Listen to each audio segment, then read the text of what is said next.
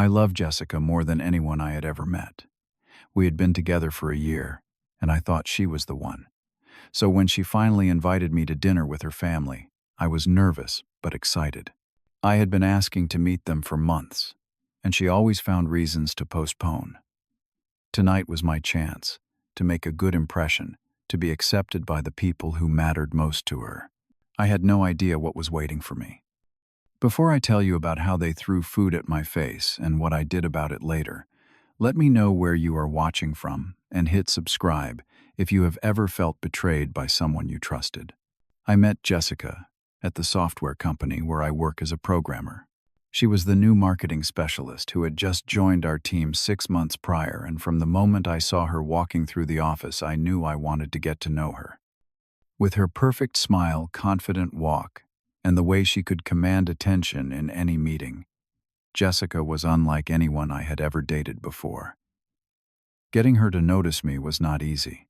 Jessica came from a wealthy family in Connecticut where her father ran a successful technology distribution company. I grew up in a small apartment in Ohio, raised by a single mother who worked 2 jobs to put me through college. While Jessica spent summers in Europe, I spent mine working at the local computer repair shop. We came from different worlds, but I was determined to bridge that gap. Our first date was at a coffee shop near the office. I was terrified she would find me boring, but we ended up talking for hours about everything from childhood memories to our favorite books. When she laughed at my jokes and touched my hand across the table, I felt like the luckiest guy in the world. After that, we became inseparable. Lunch breaks together, weekend hiking trips, and late nights watching old movies at my apartment. As months passed, I noticed some red flags. Jessica would sometimes make comments about my clothes or apartment that stung a bit. She would suggest restaurants that were way out of my budget, then offer to pay in a way that made me feel small. But I was so in love that I brushed these concerns aside. I convinced myself that she was just used to a different lifestyle, and that with time she would see beyond material things. When Jessica finally mentioned introducing me to her family, I was over the moon. To me, it meant our relationship was getting serious. I spent the entire week preparing for the dinner. I bought new clothes that I could barely afford, a navy blue button-up shirt that the salesperson assured me looked sophisticated, and dress pants that would not look out of place in their mansion. I even watched YouTube videos on dining etiquette, practicing which fork to use for salad and how to properly hold a wine glass. The night before the dinner, Jessica called to give me some last-minute advice. Her voice had an edge of anxiety that I had never heard before. "Do not mention your mother being a single parent," she said. "My dad is very traditional. And maybe do not bring up that you went to community college before transferring to state university. Just say you went to state." I felt a pang of shame but agreed. I would do anything to make this dinner go smoothly. I wanted her parents to like me, to see me as worthy of their daughter. I spent $50 on a bottle of wine and bought her mother an orchid that the florist promised was elegant enough for a wealthy home. When I picked Jessica up, she seemed unusually quiet. She inspected my outfit and suggested I remove my watch, a graduation gift from my mother, replacing it with one of hers that looked more expensive. As we drove to her parents' house, she kept checking her phone and sighing. "This is just a formality," she said. "Do not get too excited. They are very particular about who I date." I squeezed her hand and assured her everything would be fine. I had no idea how wrong I was. The first sign of trouble came when we pulled up to their house. It was not just a house, but a sprawling estate with perfectly manicured lawns and a circular driveway where several luxury cars were parked. My 10-year-old Honda looked comically out of place next to the Mercedes and Range Rover. Jessica led me to the front door, which swung open before we could knock. Her father, Richard, stood there in a tailored suit despite this being a family dinner at home. He was tall with graying hair and cold eyes that assessed me from head to toe. His handshake was firm to the point of being painful, a power move I recognized immediately. "Nice to finally meet you, Brook," he said, emphasizing finally, in a way that suggested I had been kept away for good reason. Jessica Mother Diana appeared behind him. She was a version of Jessica in 30 years, elegant, beautiful, and meticulously put together. When I handed her the orchid, she took it with 2 fingers as if it might contaminate her. How thoughtful, she said before passing it to a housekeeper who appeared from nowhere. I noticed her subtly wipe her hand on a napkin after shaking mine. Before I could recover from this cold welcome, a young man who I assumed was Thomas' Jessica's brother came bounding down the stairs. He looked me up and down before smirking. "So this is the charity case," he said loud enough for everyone to hear. "What is that a Honda Civic outside? Jessica told us you were doing well in your little coding job." Jessica laughed nervously. "Thomas, stop it," she said. But there was no real objection in her voice. She did not defend me or correct his assumption about my car, which was actually an Accord, not that it mattered. What mattered was that she stood there allowing her family to size me up like I was merchandise they were considering but leaning toward returning. I swallowed my discomfort and followed them into a dining room larger than my entire apartment. Crystal chandelier, original artwork on the walls, and a table that could seat 16 people. We sat down, and a server began bringing out appetizers.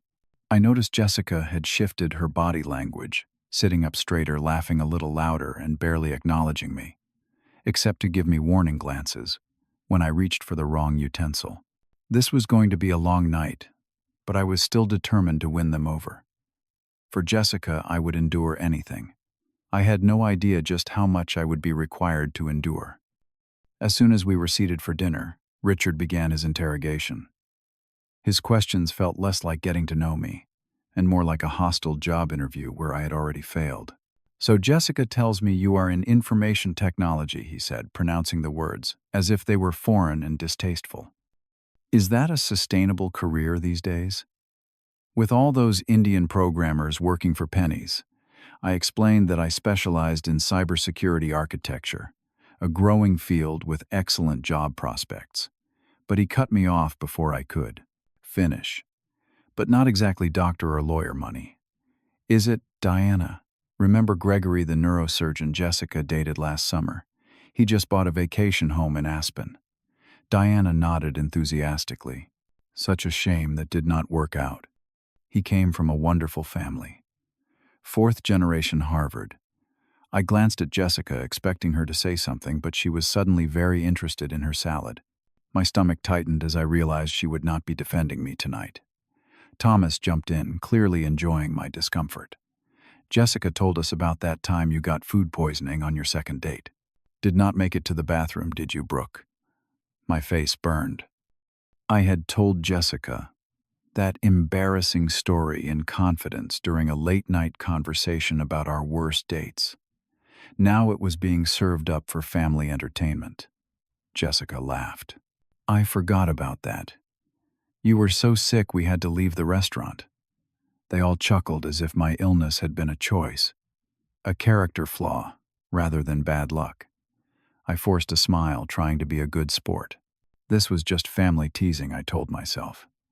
Everyone goes through this when meeting the parents. But deep down I knew this was different. This was calculated humiliation.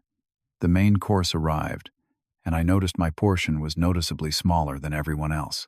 The server placed a tiny slice of roast beef on my plate, while the others received generous cuts. The vegetables on my plate looked like sample sizes. I was halfway through my meager portion when I tried to join the conversation about recent tech industry trends, a subject where I actually had expertise. "Actually, the new regulations on data privacy are going to completely transform how software is."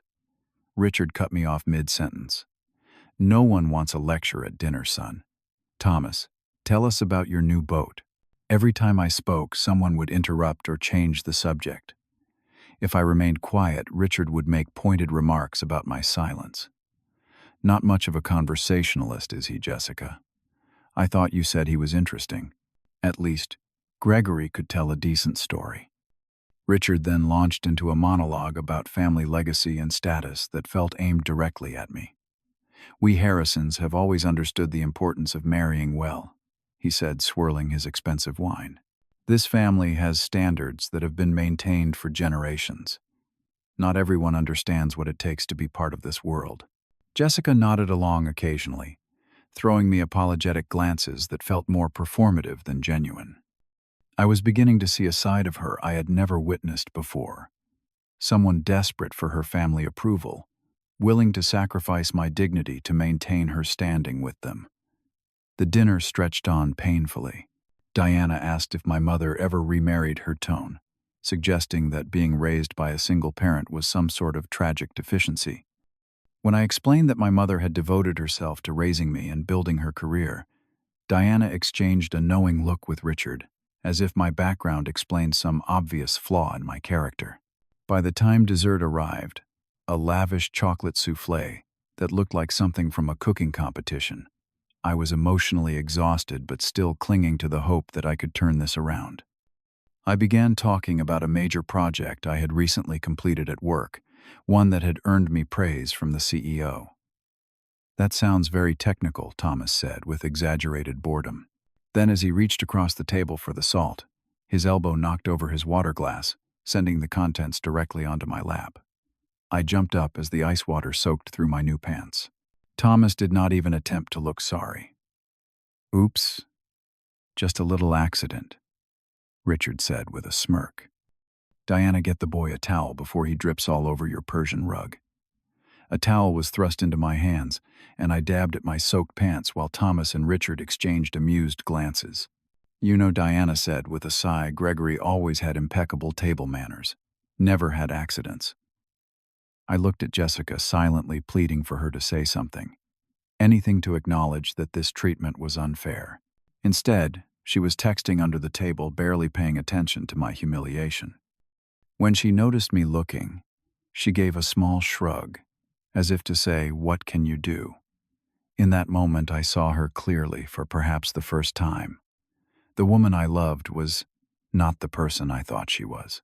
The realization was like a physical pain in my chest. But worse was still to come.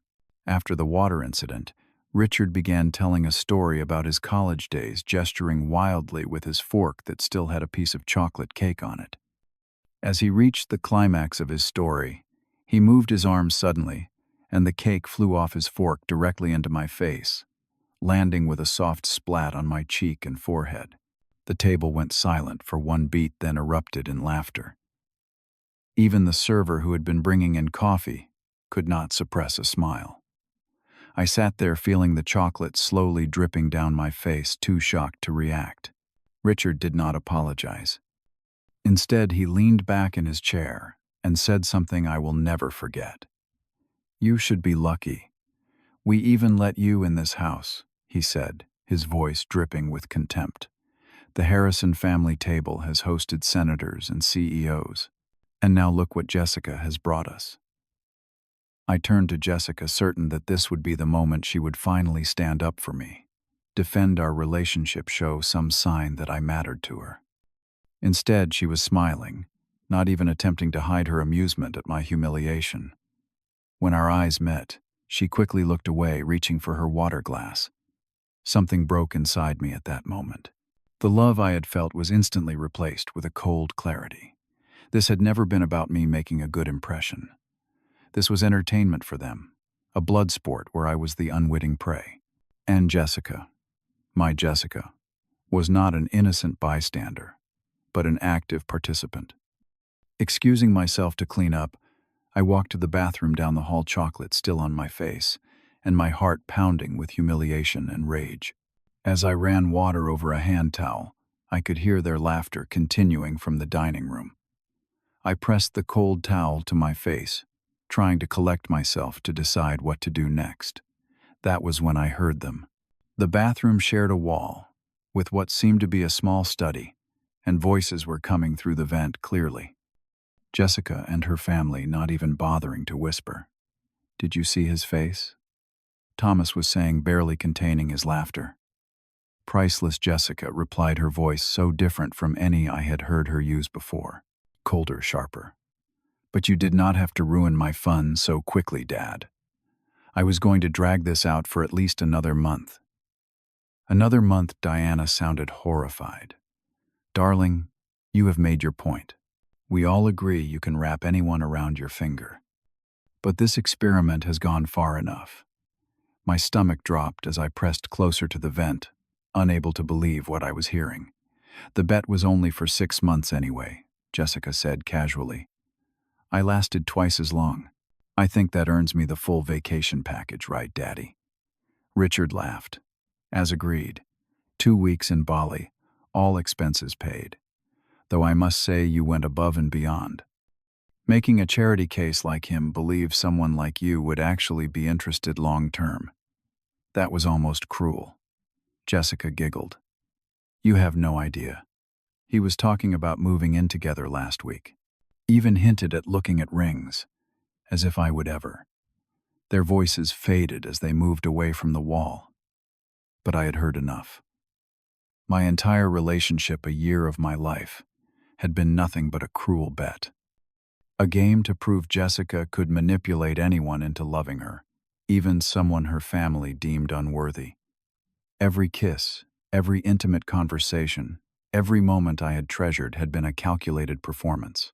I stared at my reflection in the mirror, chocolate still smeared on my face, eyes wide with shock.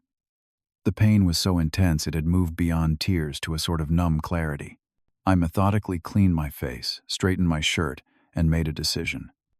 Without returning to the dining room, I collected my jacket from the front hall closet and walked out the front door to my car. As I was backing out of the driveway, the front door opened and Jessica appeared flanked by her family. Leaving so soon, Richard called out mockingly, "We were just getting to know you." They all laughed as I drove away Jessica, not even bothering to come after me or explain. Their laughter faded as I accelerated down the street, my hands shaking on the steering wheel. During the drive home, I felt strangely empty. Not angry, not sad, just hollow. Everything I thought I knew about my relationship had been a lie. Jessica had never loved me. She had been playing a part, collecting moments of my vulnerability to share as amusing anecdotes with her family. The thought made me physically ill. When I got home, I immediately deleted all our pictures from my social media. I blocked her number and email. Part of me expected her to show up at my door to try to explain or lie her way out of what I had heard. But she did not. Of course she did not. The game was over, and she had won her prize. I called in sick to work the next day, unable to face seeing her in the office. I lay in bed, staring at the ceiling, replaying every moment of our relationship, looking for signs I had missed. There had been so many. Her reluctance to introduce me to friends. The way she never posted pictures of us together. How she always steered conversations away from our future. I had been so blinded by love, so desperate to believe that someone like her could love someone like me, that I had missed all the red flags. But as the day wore on, something shifted inside me. The numbness began to recede, replaced not by pain or rage, but by determination. I refused to let them destroy me. I would not give them the satisfaction of breaking me. But I also would not lower myself to petty revenge.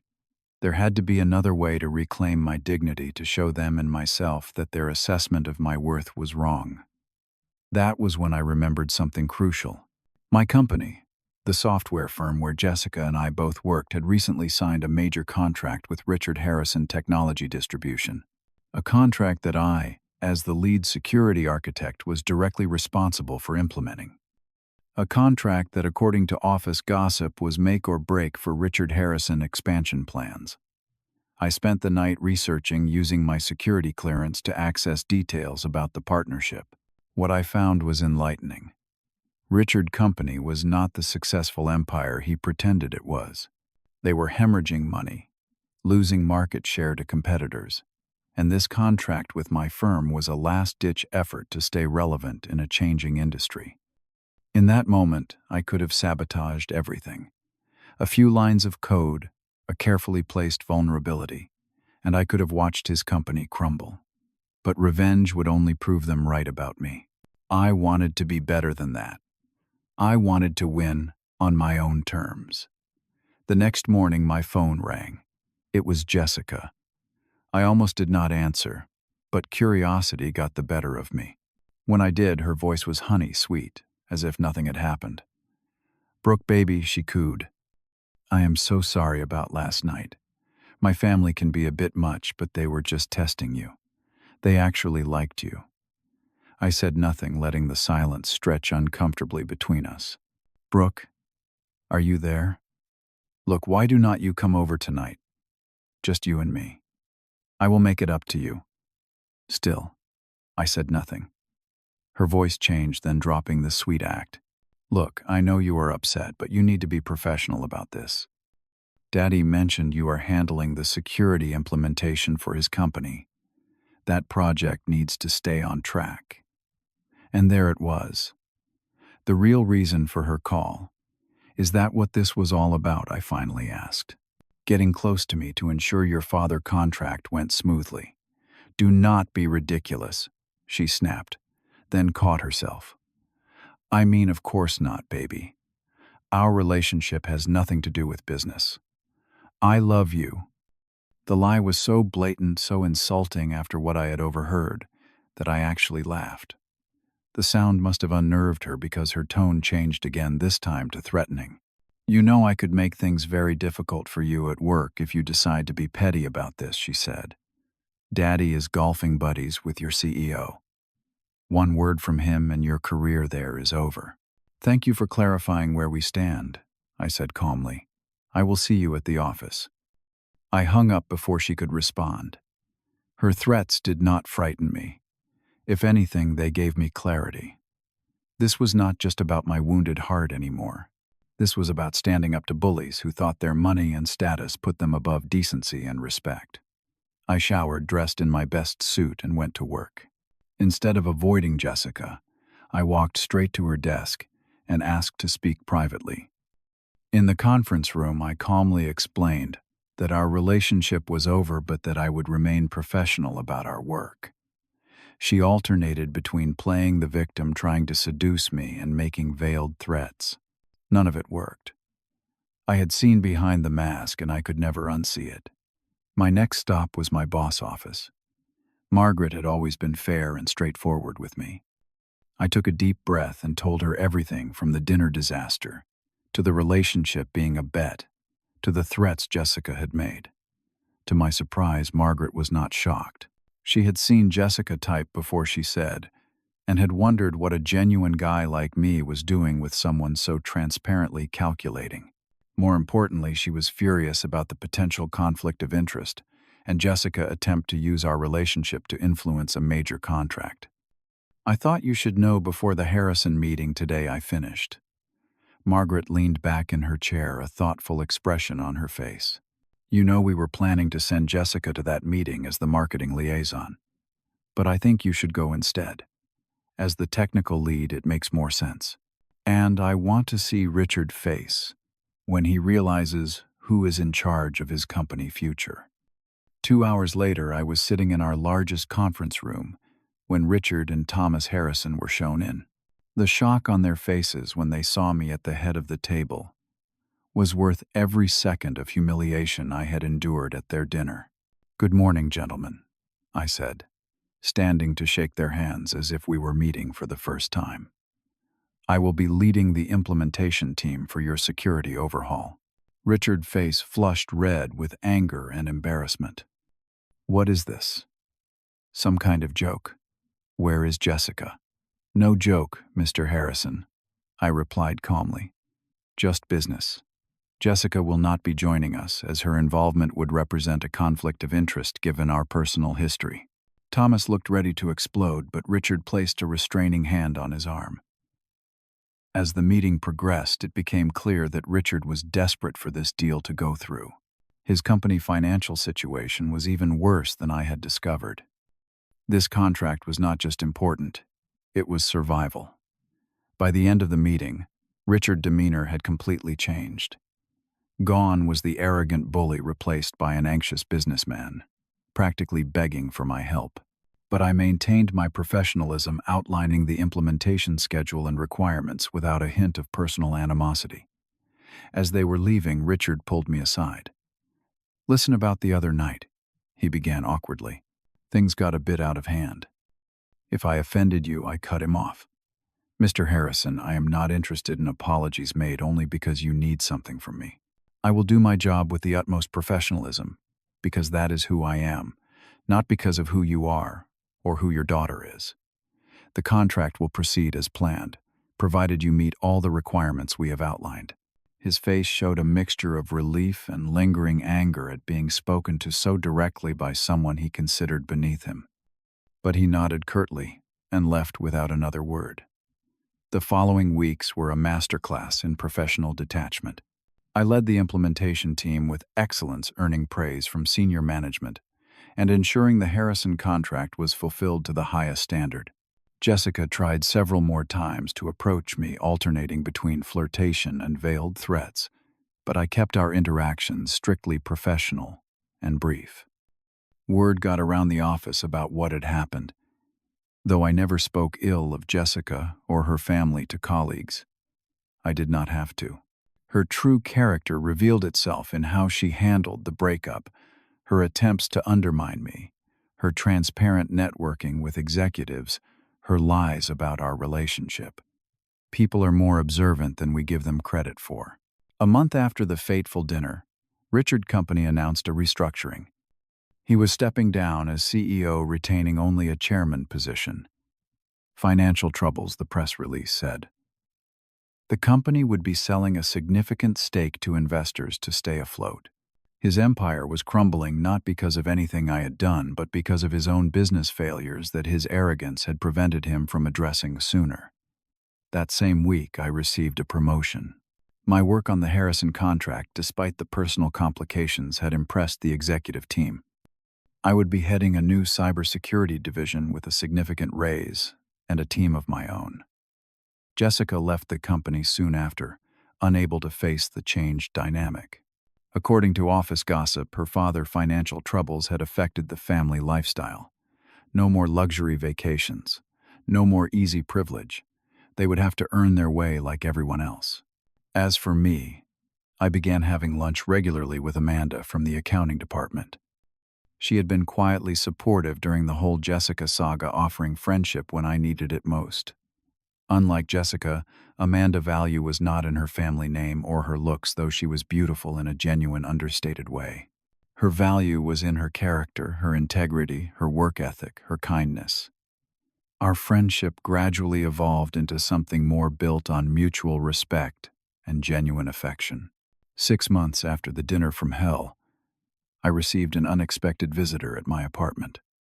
It was Richard Harrison, looking nothing like the imposing figure who had thrown food at me. His designer suit had been replaced by business casual attire that still probably cost more than my entire wardrobe, but the change was noticeable. The arrogance in his bearing had diminished. I almost did not let him in, but curiosity won out. We sat awkwardly in my living room, the memory of our last interaction hanging between us. "I came to apologize," he said finally, the words seeming to physically pain him. "Not because I need anything from you. The contract is complete. Your work was excellent, better than we deserved." I said nothing, waiting for him to continue. "I was wrong about you," he admitted. "Wrong about a lot of things. Losing control of my company, watching my reputation crumble, it has been a humbling experience. I treated you badly because of where you came from, not who you are. That was my mistake." His apology seemed genuine, if difficult for him to express. Years of believing in his own superiority had left him ill-equipped to admit fault. "Jessica," I asked, curious despite myself. Richard sighed heavily. "She is struggling with the adjustment to our new circumstances. The lifestyle she grew accustomed to is no longer sustainable. That vacation to Bali she won from our bet canceled. Reality has been a harsh teacher for all of us." I nodded, not taking any pleasure in their difficulties, but recognizing the justice in it. Actions have consequences even for the privileged. "I do not expect forgiveness," Richard continued, "but I wanted you to know that I recognize my behavior was inexcusable. You showed more character in how you handled everything than I have demonstrated in years." After he left, I sat thinking about the strange journey of the past 6 months, from humiliation to vindication, from heartbreak to healing. I had lost someone I thought I loved, but in reality I had escaped a toxic relationship that would have slowly eroded my self-worth. In its place, I had found new confidence, professional success, and the beginnings of a relationship based on mutual respect with Amanda. The next evening, as Amanda and I walked hand in hand through the park near my apartment, she asked me if Richard's visit had given me closure. I think what gave me closure was realizing I never needed their approval, I told her. For too long, I measured my worth through Jessica's eyes, thinking that her acceptance somehow validated me. But real self-worth comes from within, from knowing who you are, and living according to your values, even when it is difficult. Amanda squeezed my hand. That is what I admire about you, your integrity. When you told me what happened at that dinner, most people would have sought revenge. You chose dignity instead. In the end, I learned that the greatest revenge against people who try to make you feel small is to refuse to be diminished by them. The best response to cruelty is not more cruelty, but the quiet strength of staying true to yourself. Success is the best revenge, not because it proves anything to others, but because it proves to yourself that they were wrong about you all along. Looking back, that humiliating dinner was actually a gift. It freed me from a relationship built on lies and showed me my own strength. Sometimes the most painful moments in our lives are actually doorways to something better if we have the courage to walk through them with our dignity intact. As we walked home in the gathering twilight, I felt genuinely grateful for where life had led me, not despite the pain, but because of it. I had been tested and had discovered a resilience I never knew I possessed.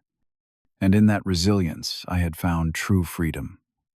The freedom that comes from knowing your worth is not determined by those who try to diminish you, but by the choices you make when facing adversity. Have you ever been in a situation where you were treated poorly, but later realized it was a blessing in disguise? Share your story in the comments below. If this resonated with you, please like this video and subscribe to hear more stories about overcoming adversity with dignity. And remember, sometimes, the people who try to break you are actually setting you free. Thank you for listening. And until next time, value yourself enough to walk away from anyone who does not.